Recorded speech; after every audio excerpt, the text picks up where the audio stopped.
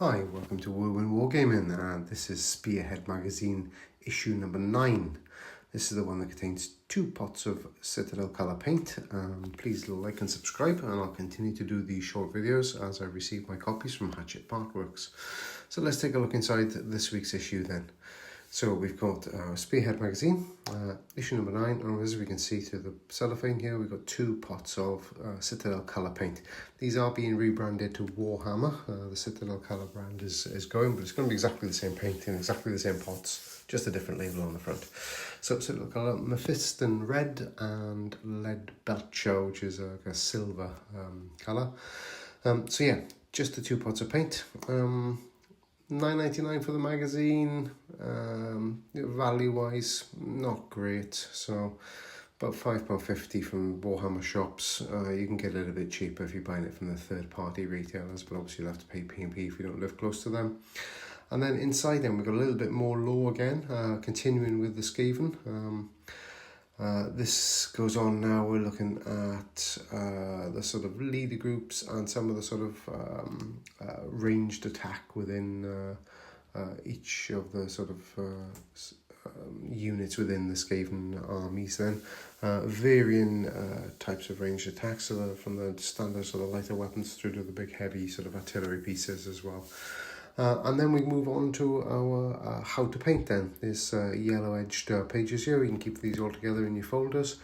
And this is going to move through our lead belcher paint, telling us where to apply that to our Stormcast Eternals that we've already received, all the Stormcast models that we've received.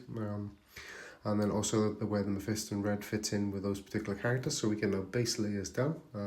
Each step shown us by, and then we've got a gallery at the back here, which we can just double check on just to make sure that we've got the colours where they should be. Then it moves on to our Skaven models, telling us where do we need to be applying our silvers and reds there as well, and then another gallery at the back there, just making sure that we've covered everything. Then the magazine moves on to some more of the rules then. So this is just reiterating what it's already told us with regards to movement and fighting, and how we sort of interact each aspect of that within the turn.